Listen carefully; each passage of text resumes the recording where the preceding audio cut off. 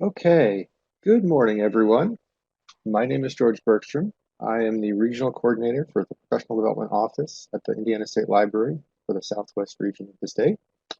I'd like to welcome you all to our What's Up Wednesday presentation of the basics of cataloging with Jill Sherman. Uh, Jill is currently the Data Analytics and Technical Services Librarian of Sullivan University in Louisville, Kentucky, with over 20 years of experience in library technical services field. Before we jump into her presentation, I'd just like to give a few reminders.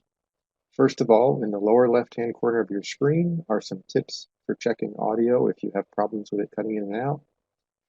If it is a global sound issue, we will obviously announce it in the chat just above that on the left-hand side. Today's presentation is being recorded, and you will all receive a link to it after the presentation, as well as it will go up on our archived webinar page, the continuing ed section of the Indiana State Library website.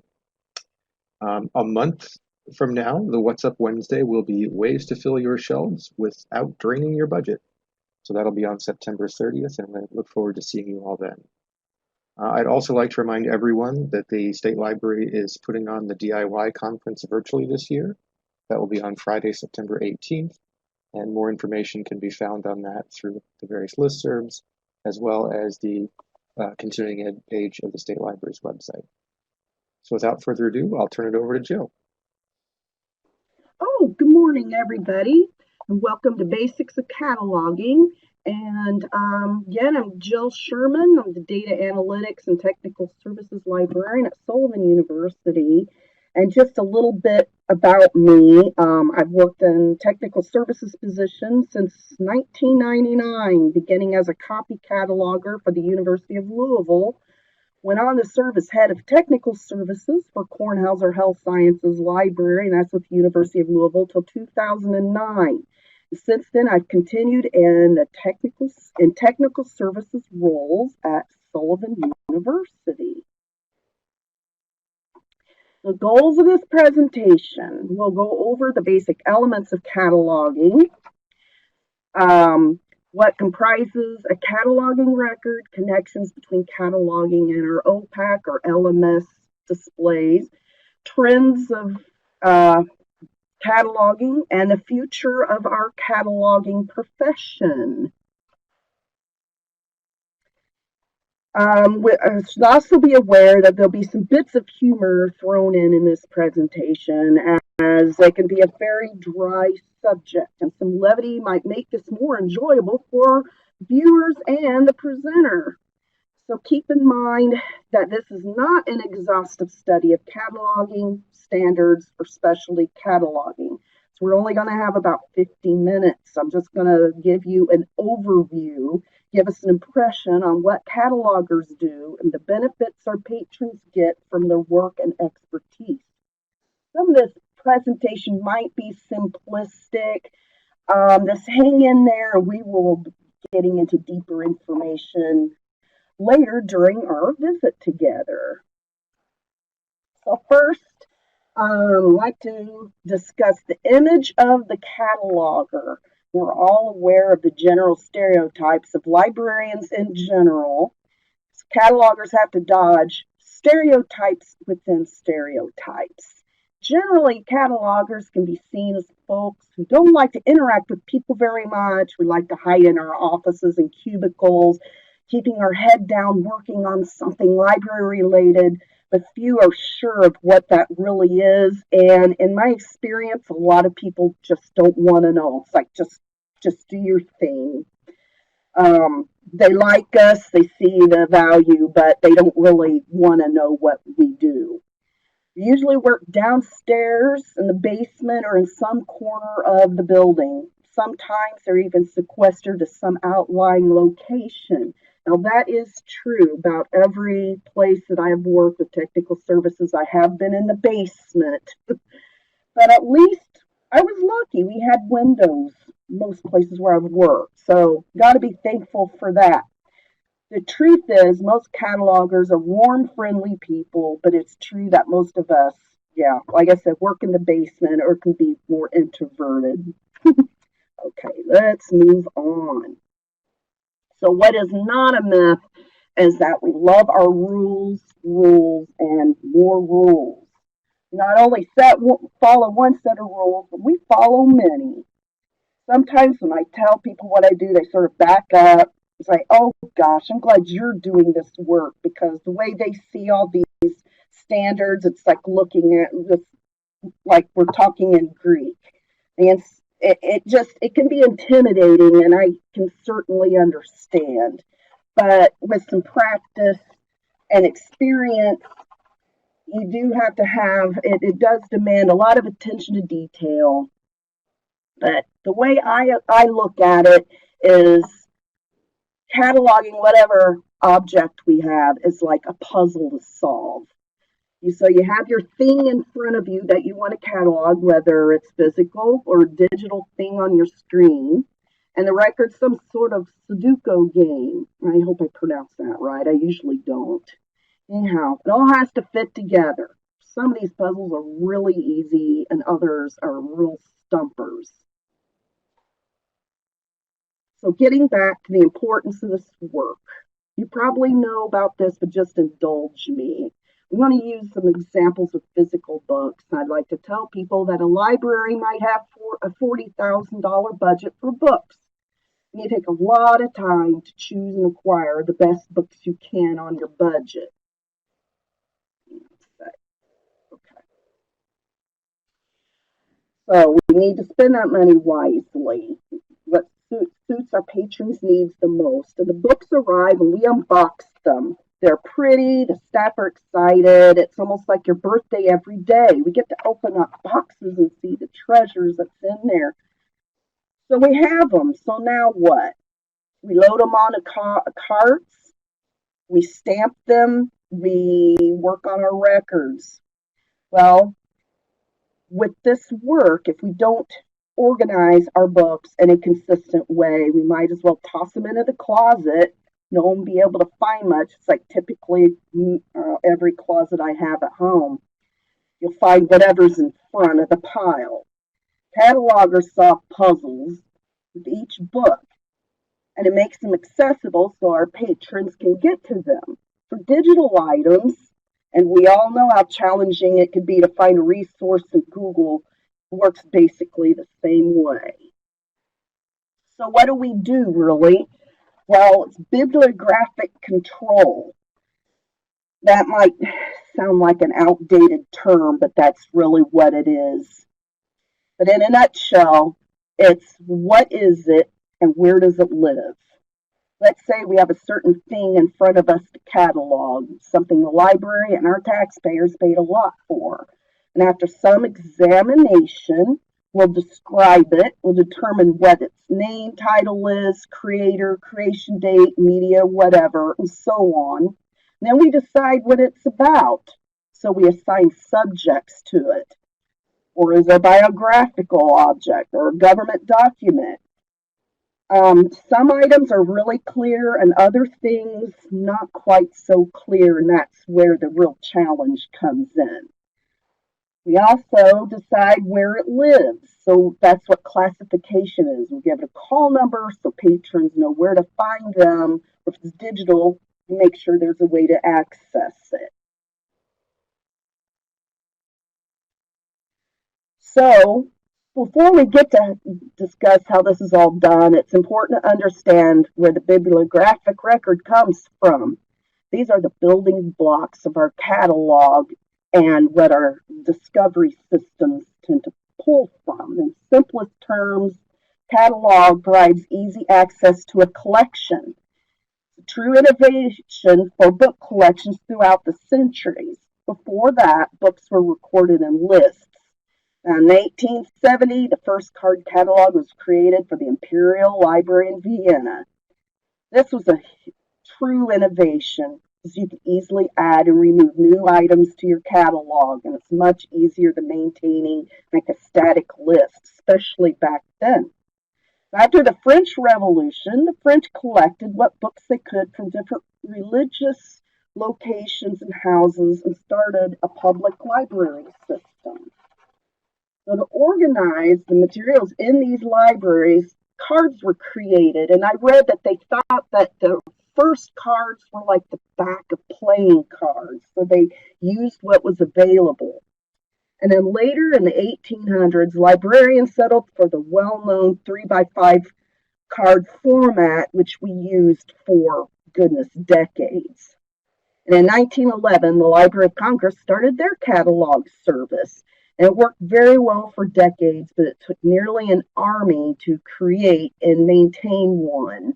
So those of you that have been around to remember what that was like, you had to employ a lot of people to do it. So each book needed multiple cards. So we had title cards, author cards, subject cards, and usually that could be up to 3 subjects. So that'd be like 4 cards. There's a call number card. It's part of a series. That's another card. And that's a lot of filing. But again, it worked really well, and the system is still felt even today. So here comes the online catalogs. So even though machine readable copy was created a little early than, say, the early 1980s, we didn't see a lot of electronic catalogs before then. And I remember at the public library, probably in 1987, it was almost like a microfilm reader.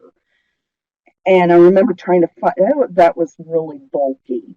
And then soon after that, they had this Dynex system that was a real popular system that were used for quite some time. So it was like a DOS-based system. That was an innovation because, as we know, paper card catalogs took up a lot of space. They weren't very accessible to those with disabilities. It took a long time for staff to maintain. And the newer versions, it's so much easier to keep current. And you can even tell if a book was checked out, which was like a huge deal. So here is an example of a modern, let's see. Right now, there's a few big systems that are used today for current catalog systems. And there's like 3 big ones. There's a lot out there, but for libraries that have made the move to newer systems or LMS systems, a lot of them use WMS, which is a WorldCat product. And then there's Ex Libris Alma, and they are under ProQuest now. I didn't realize that. Then there's Innovative Sierra. So those are like the 3 big fish in the pool. So here's the newer version. This is Ex Libris. And so I looked up a book that I had in my library in it of Fire in the Valley. And one nice thing about these new discovery tools, it not only searches books in the catalog, it searches all kinds of things, articles from the databases. You can upload huge ebook packages and you don't have to catalog those anymore. So it's necessary and it's very nice. They're also a lot more interactive. So moving on. So here, going back to machine readable cataloging. So for traditional cataloging, we usually refer to these records as a MARC record. A lot of that's out of habit because they're changing. But these records are basically machine readable catalog cards. So I'll go back to that old card here. So MARC records are based on these cards that we pulled from the card catalog. So there's call number, title, and at the top, what we call the main heading, the American Institute of Political Communication. So that's considered the main heading, and then the title comes under it. And so let's go back to a MARC example. Now this is an older record, and I did that on purpose to show the difference between this record and the new RDA records that are used today. This is a really cool book that was in one of the Sullivan collections of the Art of Tron. So it might be hard to read. I really apologize, but I wasn't able to get to do a closer version of this. But one thing to see is that there's a lot of abbreviations in here, very limited numbers of fields that are added, and that's mostly because this is derived from that 3x5 card. You had to limit what you put in there on the cards because they just literally wouldn't fit. So we had to use a lot of abbreviations. We couldn't put in more than 3 subjects. And also with authors, a lot of books have multiple authors. You couldn't put all those in there either. So we were really stuck, even though through the 80s and 90s and 2000s, before we moved to RDA, we were still following these rules based on that print card.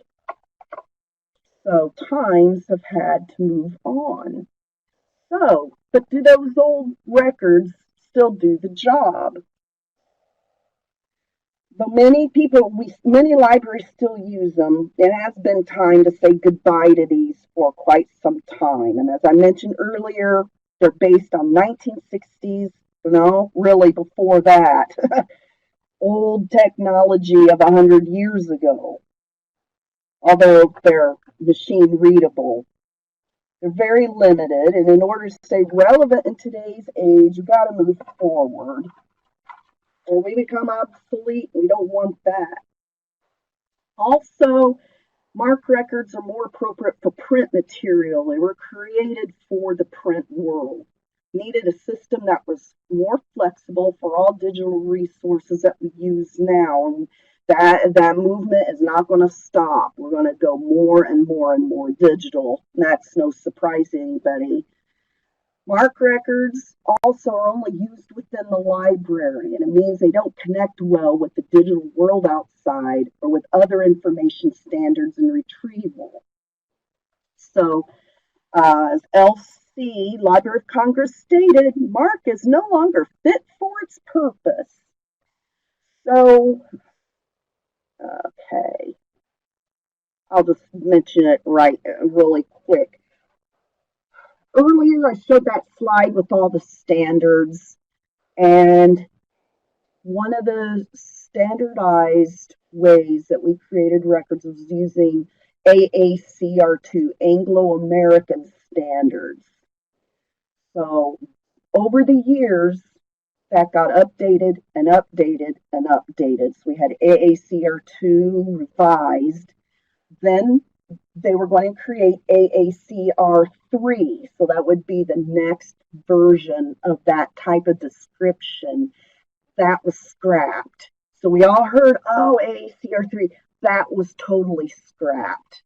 And then they started work on creating RDA standards, which was started in 2010, and then the Library of Congress in 2013 switched all their cataloging over to the RDA standard. And we'll talk about a little more about those differences later. So it was necessary, and it let go the constraints of the old catalog cards. It's more universal. As I mentioned earlier, AACR2, that's Anglo-American. We're more universal now, so it needs to be friendlier, much less content dependent. It makes data less print centric because so much is digital. There's added ease of machine harvesting. Again, before it was mostly only in libraries. There's no data limits to a record. You can put in as much description as you want. And it's a better fit for more viable, robust metadata structure. So change is coming. Excuse me. And we're still working on records, but with anything, change is slow, and there's some challenges out there. Like, we want to change all of our records to RDA, then we're talking about a lot of retrospective cataloging, which means, do we take every record, say if we've got 40,000 books in our collection, so we want to like recatalog all that stuff? Nobody's got time to do that. Generally, people just started when they decided to make that change and implement these standards. You go from that point forward. So a lot of catalogs have records that are very different. There's like 50 million records in the OCLC database alone. The old MARC records, they do the job. They offer a high degree of granularity. So if we don't have a cataloging system or an OPAC or LMS that really can exploit the qualities that RDA offers, a lot of libraries like, we just don't have time for it now. And it's expensive because you've got to train people to be able to do it. And not all libraries can afford that kind of time to make these kind of adjustments. So moving on. So here's an RDA record example. And again, I apologize that the print is small, but it's a lot more robust record. It doesn't really fit on this slide. The second half will be on the next one. But we spell everything out. Not everything. We still have centimeters, cm. Not sure why they didn't print out centimeters in that 300 physical description field. But on that description field, we put 247 pages. Taking away all of the abbreviations will help our users because they had to figure out what these abbreviations were. Now, we're not putting all that on our patrons. This is going to be easier. You can put in as many authors as you want. Say if you have a video that or streaming video and you've got the actors, the director, all the people, well, as many as you want to put in are involved. You can do that now. It didn't used to be that way. Then the second half, I just wanted to point out, there it is. Now, this is with the food store. It was a pretty interesting book, but it just makes a lot of the searching easier for patrons. So, let me go back. There's one other thing to point out. One major change is the addition of our 300 fields, which is still in the physical description. That there it tells you how the cataloging is and whether it's a book volume or if it's unmediated, which that usually means a book volume, and what form it is in.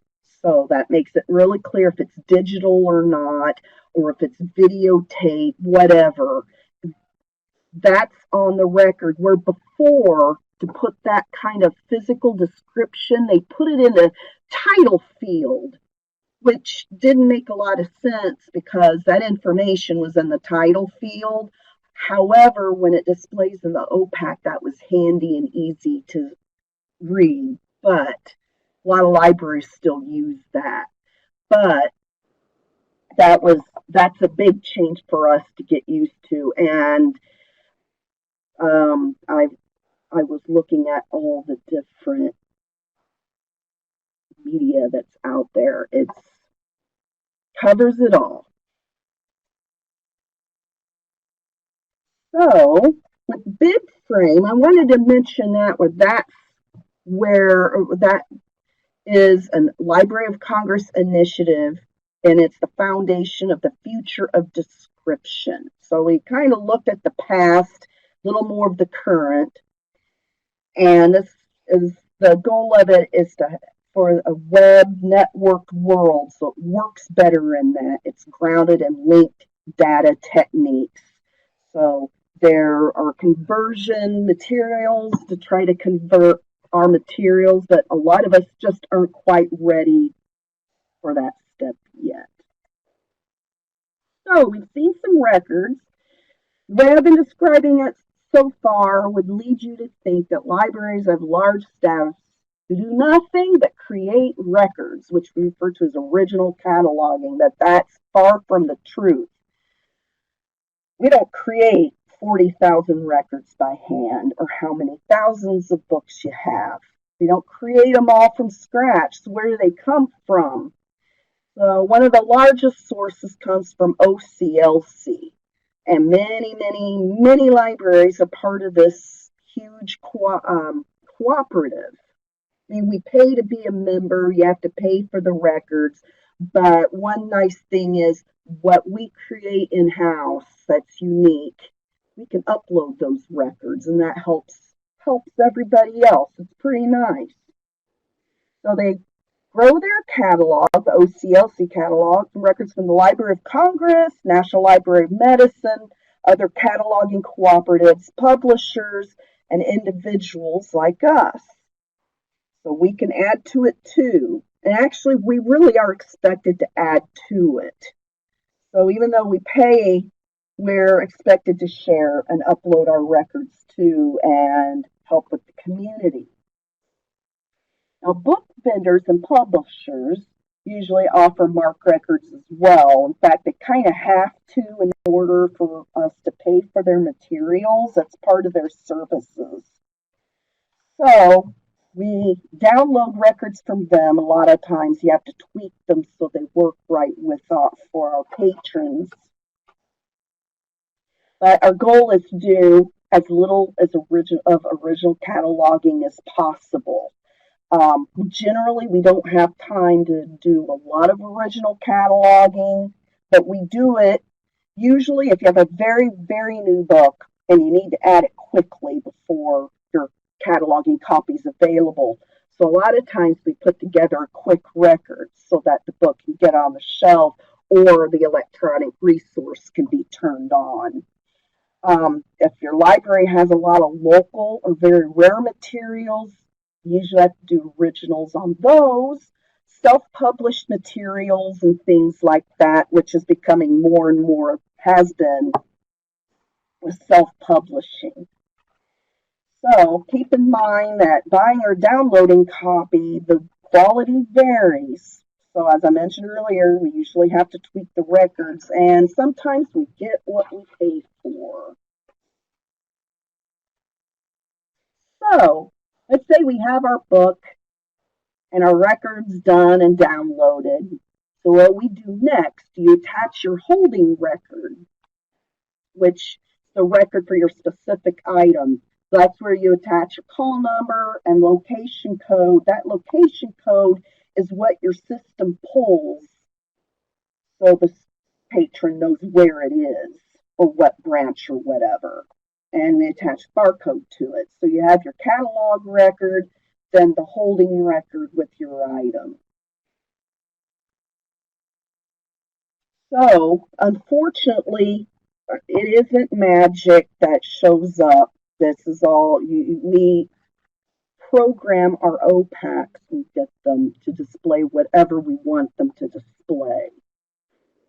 So, it pulls from when I had that those cataloging records. They pull specific fields and tags. Usually it's the title, author, edition, publication date, and subject. A lot of records have tables of contents, so I think that's important that our OPACs show that as well. The item's digital, it'll pull the URL from the bib record, so hopefully it's just as easy as clicking a button to get to that resource. Our most modern products also pull information from publisher websites. display extra information that's not on the bibliographic record. So it also pulls from the circulation module display if it's available. So we can now see additional description, how they like advertise the book, the publishers. You can also set them to display certain reviews as well. It's pretty nice. So let's move forward. So the basics of a bib record. So I'll go into that. What is it and where does it live? That's the basics of what description is. So the cataloger can take a unique thing, physical or digital, provide enough description to help others identify it from all other similar things. Classification, that's where the thing lives. So with going more into description, so let's say we've got a cart of things to describe, so we'll get started. So keep in mind that just about anything can be cataloged. Think of government or archival materials. Those are often more than just paper files, be a lot of microfiche, trophies, basketballs, photographs, music, just about anything, all kinds of artifacts. And archives especially. So no matter what the object is, or there are specific factors that must be established, which is you used to refer to it as author or editor, now it's creator. It could be the photographer, a director of a film, and so on. The creation date, so we move from publication date to creation date. The carrier, which is it physical? Is it a volume? Is it a document file? What is it? A PDF, and so on. A title, or what we want to call it, and media, which describe that more with carrier.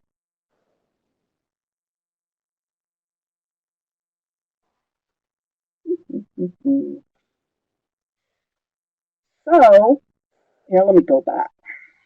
So we pull our first object off of our cart and we describe it to the level it takes to differentiate it from all other similar objects.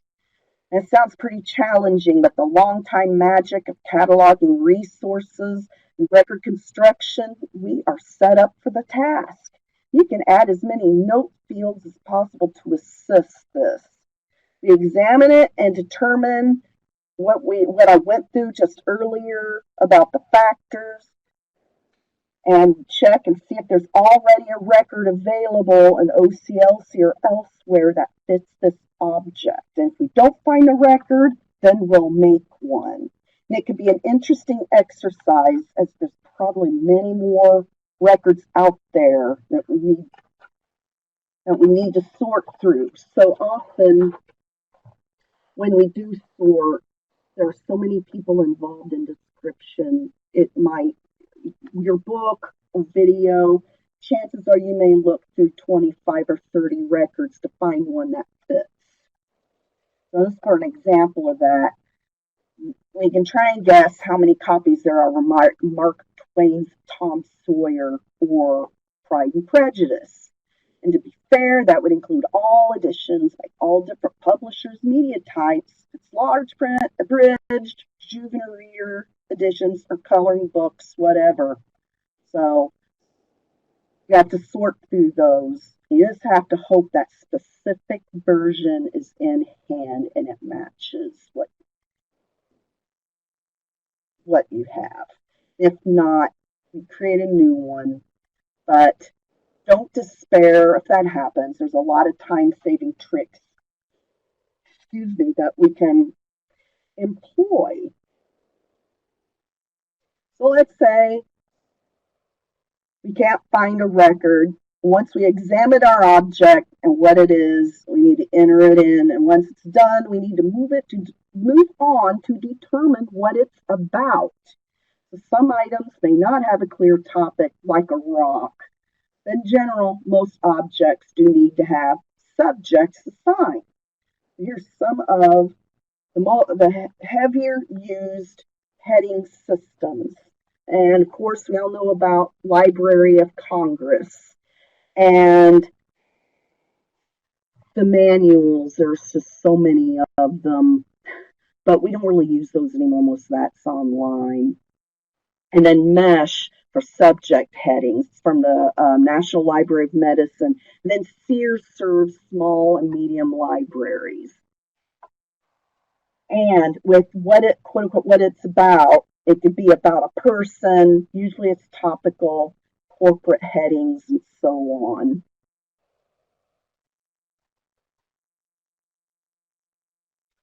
So, as far as establishing where objects live, that's known as classification, and it takes considerable attention as well.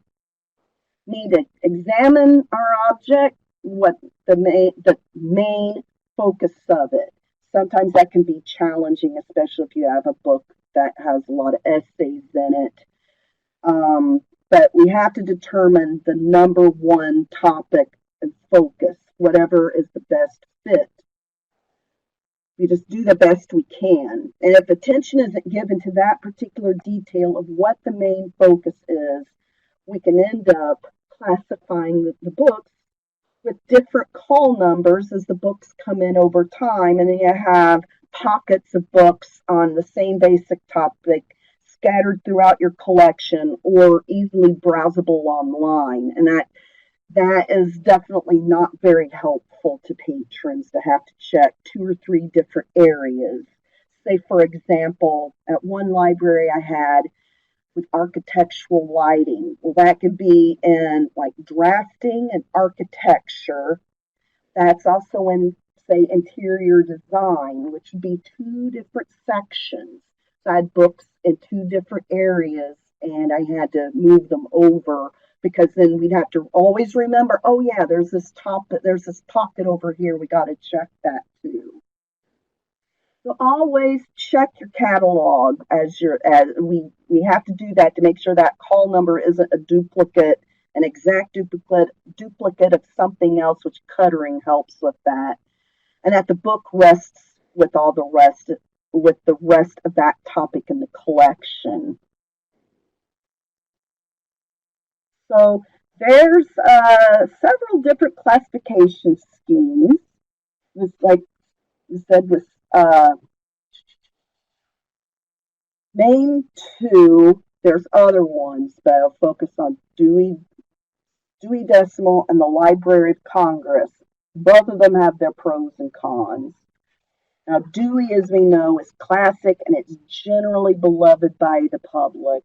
It's what most of us grew up using. It's mostly used in school and public libraries. We know it. Academic libraries are huge users of it as well, but many have switched to Library of Congress in the past 30 or 40 years.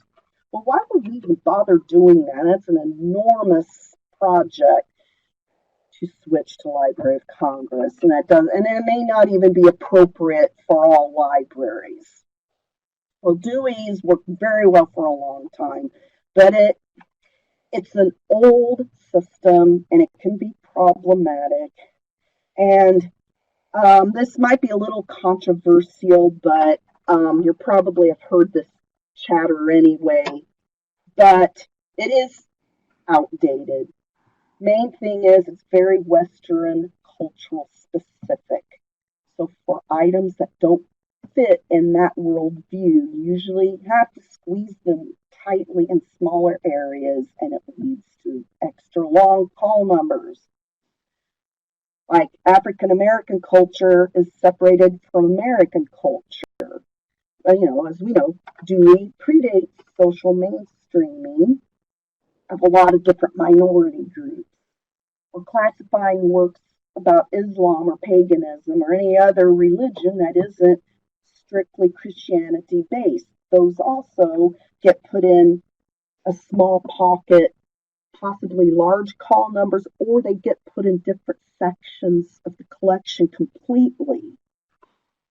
So It needs some attention, and honestly, a lot of us weren't even aware of it, particularly until it was pointed out. Like, oh yeah, I can get that. So, um, as far as getting back to the long call numbers, that's another issue with Dewey that can be problematic.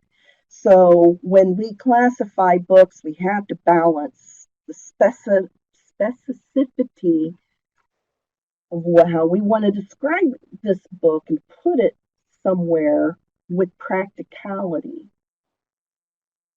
So anybody who has to shelve books or with a page, we know these things of how difficult it is to interfile books that have call numbers of 10 or 15 numbers.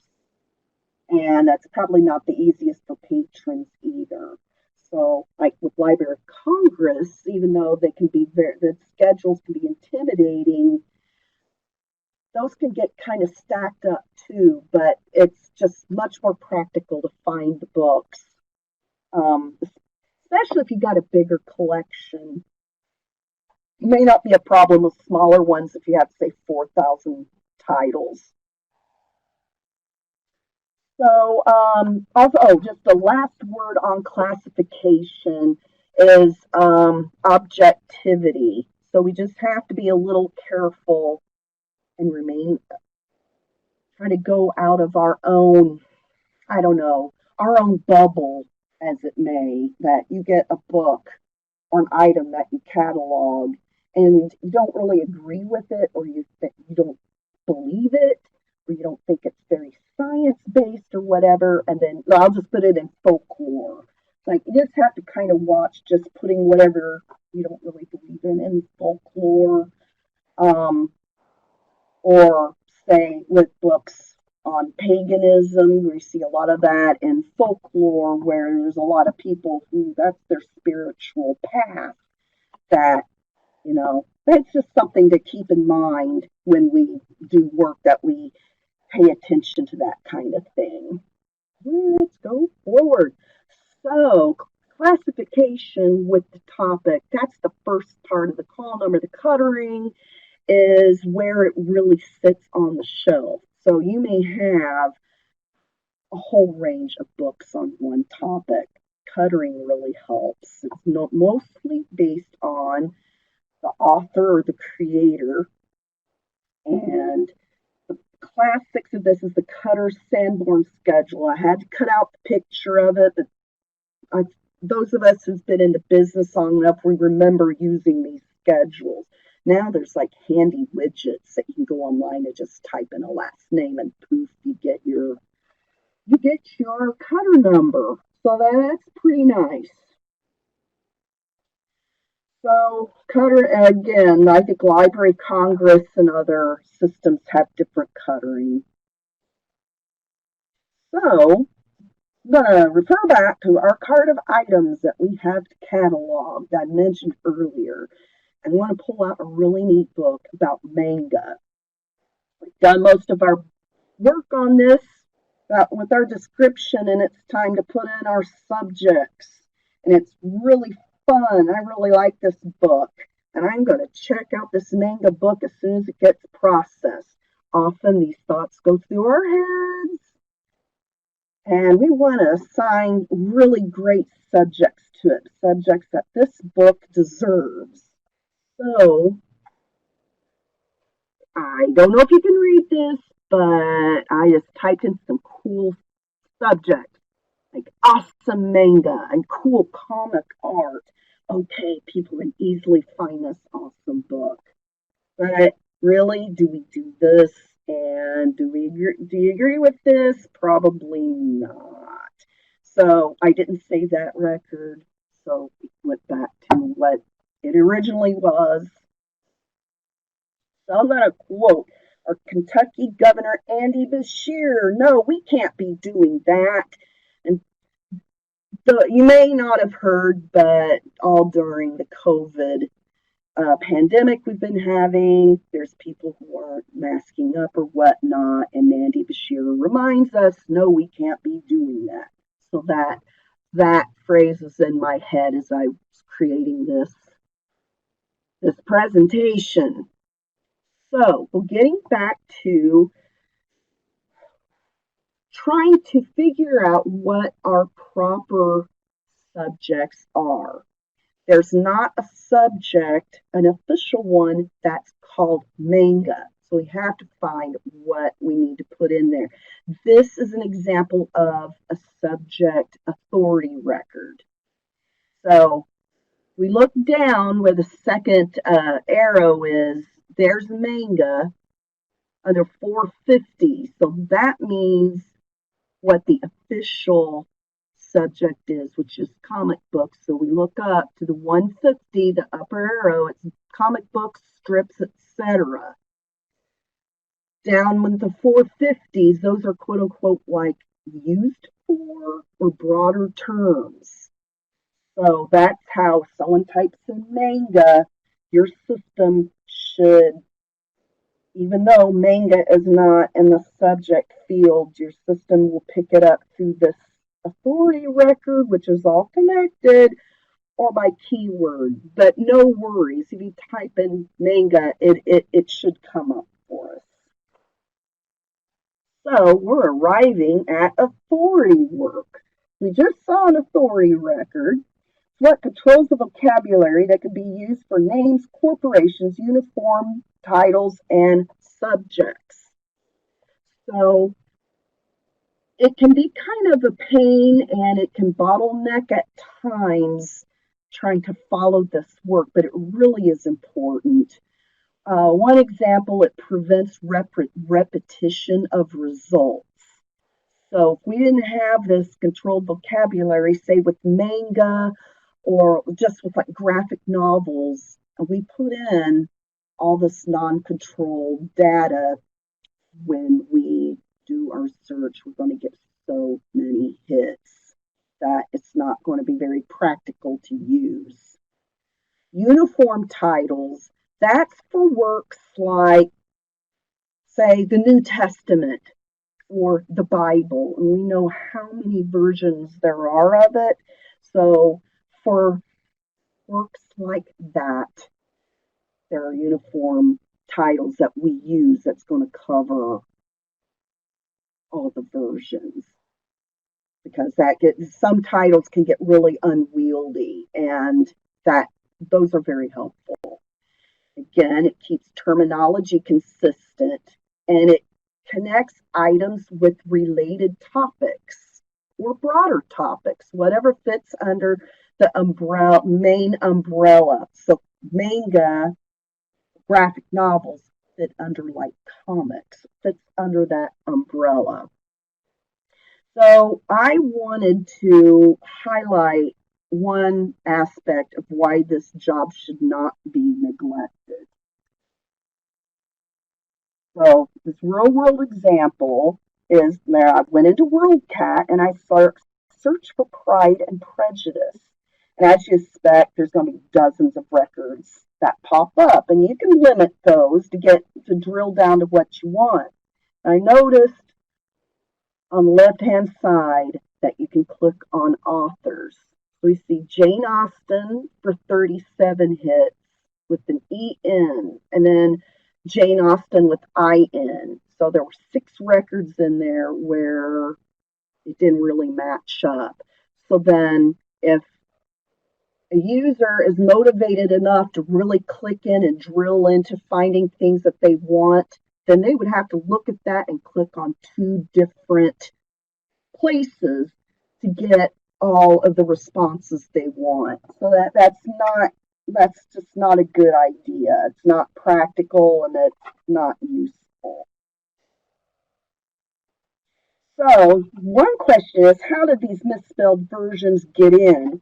Well, probably someone did an original record for a piece they had in hand, didn't really check it, and uploaded it to OCLC, and then that's where it lives. So those records that we upload into OCLC, that's what displays in WorldCat, where the public can go look and see. Sometimes mistakes get missed or caught and the cataloger does get notified, but not in every case. So we'll go a little bit more about subject and name headings. Those they have to be updated. It's kind of a slow process, but it happens. So with name headings, people die, so we need to change their date information. They can change their names, they can write under a pseudonym, whatever. We know with corporate headings, the same deal. Companies close, they merge, and so on. And boy, I'm just taking a look at the time. I better speed up here. So we got subject headings, gets outdated, and attention is needed in this area. So we've got, for an example, because it's slow, one known issue is, say, with Native Americans. We know or indigenous people. We don't really call them Indians anymore, but in the Library of Congress, they still have Indian listed there. So, yeah, it can be outdated, even though they are kind of the main thrust. It happens. So this is what an update look like. They put them out every month. As we see, this doesn't necessarily mean that affirmative action, say I'm looking at that one, that topic's been around a long time, that heading, but what they might change is the information under it and what it's used for. And these lists get really, really, really long. So how do we employ those or deploy those changes? A lot of places don't. We really should, but it can be automated, and there are also companies that we can work with. They'll do all that work for you. So, well, I want to talk a little bit about local practice, because all of these standards, they fit the need of every library. Well, of course they don't. So thank goodness for local practice. Yay! So what are they really? Standard practices that's suitable for a specific location. Local practices are often used. So an example I have here, we didn't use cutter numbers. We just used the first three letters of an author's name. And we've switched and we're more consistent now. But that was a local practice that was instituted a long time ago at the library I worked with. And we can put in extra subjects if we want. Usually places have a good reason to deploy special practices. So if we do that, is there a big brother watching? Some inspector will call, you're not using the practices. That's not probably going to happen. Although if you upload a lot of records to OCLC using local practices, people are going to notice, and you don't want to be known as quote unquote that library that puts junk in OCLC, as some unnamed library was known for years ago. Probably a lot of those records are gone now. You want to document these changes very well so your replacement will thank you later. If you have to upgrade your system, some local practices can put kinks into that process. So just watch it and try to stick with standards as much as you can. It'll make lives easier. However, you don't want to be hamstringed by them and you're not meeting your users' needs.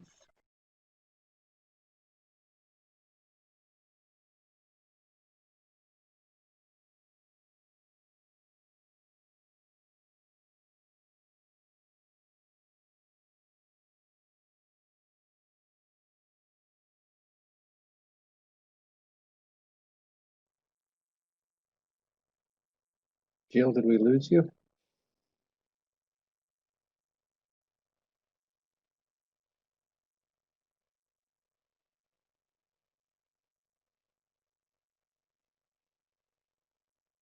Okay, can everyone hear me? Okay, that's good.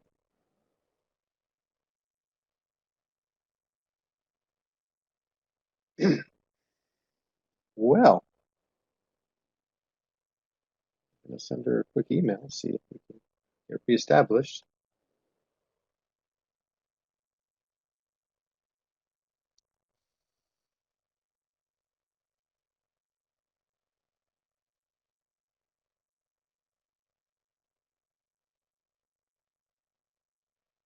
Okay, while we are waiting to hopefully get reestablished, oh, I'm not seeing the mic yet.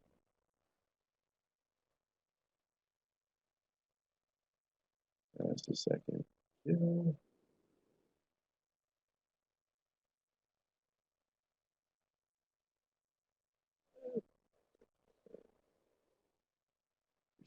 There you go.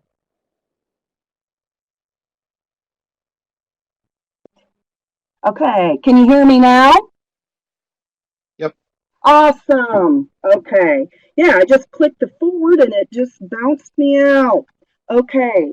So wrapping up, is cataloging needed anymore?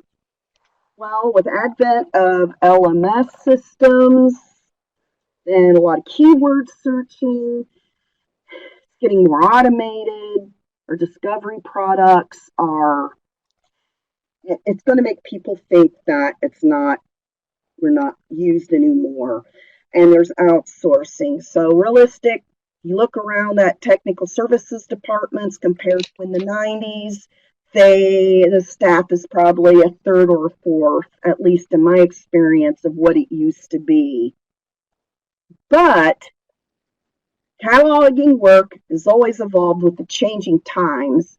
However, our mission has never changed. So the mission of our work is creating quality information and to help customers, not customers, but patrons, connect with what the library has.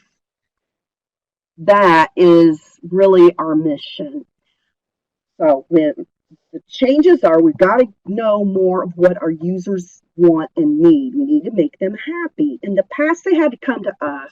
We set the access points, we set the description. It was up to the patron to figure it out, and that's not working anymore. We have to meet them halfway or even meet them all the way, but we are competing with Google and many other things, so people don't we have that's one thing with those of us in academic libraries know well is convincing students of the value of library products. So we've got to make our discovery tools more useful for our users. So that means learning new systems using metadata, which RDA uses metadata, and our ultimate job is to enable our users to get what they need. So open data is where it's going, where our information isn't just trapped in the library. And the next slide sort of a reiteration of what I just said, but users do want to interact with what they find, and that's just what they're going to expect. So we have to mold what we do that fits what they're already doing. Um, anyway, I think I am just about at time. So wrapping up again, the future of discovery. We need to keep users' needs paramount with Google-like searches, but what we want to do is the prevention of information overload. So we've got to create a discovery tool that will do that for us. We need a creation of a catalog that can exploit all the RDA updates. A lot of libraries aren't bothering to do that because we don't have a discovery tool yet that really works with it. My wish is that we don't want this to be too expensive, so there's some equity here for the smaller libraries that don't have big budgets, because a lot of these tools cost a heck of a lot of money. But, the sky is the limit, and I'm positive that we're going to keep going, and we're not going, we're just, it's going to work out really, really well. But that just means that as I've been thinking about this, creating this presentation, that one of the biggest issues is just letting go of control. So once we do that, let go of the control and realize that we have to work with people outside of the library, that's just been a huge change. And That's easier for some people than others, but I think it's going to go well. And I'm 1 minute till, so I'm going to stop talking. But I do want to have some useful links here. I'm assuming you can get a hold of this um, presentation, or you can contact me. And I also want to do my thanks. I want to thank you for spending your time with me. I want to thank George Bergstrom from Indiana State Regional Coordinator for this opportunity. I'm very thankful. I'm going to be remiss if I do not thank both of my home library assistants, Nigel, my plush library assistant, and Harper, my fluffy library intern. She's still a kitten, so she has to be grown up first before she can be a real employee. But she's very helpful. Anyhow, it is 11 o'clock, so I'm really sorry that we don't have a lot of time for questions. So, Sure. I'm gonna go ahead and put us over to the LEU screen here real quick. I want to remind everyone that in the center of your screen near the top, you have our LEU for today. Go ahead and download that. And I will go ahead and ask the couple of questions that came through, Jill, and if you want to stick around and answer them, they'll be in the recording for folks, or we can put them in the email response. okay, So that'll the work. first the first couple should be relatively straightforward. Is access to LCHS free? Let me see. So can they get a hold of those subject headings for free in Oh, some way? yes, since I had to hurry through, yes. Now, we've got, those are PDFs that you can look at. Okay. However, there's also a cataloging toolkit that hopefully, if your library can afford it, it's a lot easier than trying to scroll through all those PDFs. But yes, those are available to the public. And related to that was where do you find the LC updates you mentioned? That is, I think I have that URL, but Okay. It was basically, on if that you go to list. the Library of Congress website, those are also open to the public, and you can click on those. And those, Awesome. they can be very long, and I've noticed they can be topical, so they may focus on certain updates at a time. Okay. And then the last question, if you want to maybe give a really brief overview, and then if you want to write out something I can include with email to everyone, Okay. is could you go over the differences between MARC and RDA again? Oh, absolutely. Why don't I put that together for the email? But Sure. basically, MARC records mostly based on print. They are mostly based on 3x5 card catalog cards. RDA is pulling away from that, and it embraces other kinds of media besides print. So foundationally, that's the big difference. But I can put some more Awesome. in there with some um, comparisons. That'll be fine. Sure. Okay, and several of you are pointing out, so I will go ahead and correct the certificate and send it when I send the recording. Today's session is a TLEU, and it looks like on the template I just didn't get that switched over. So look for that when I send the recording out to everyone. And if there are no additional questions, oh yeah, you can stop the recording, Lisa.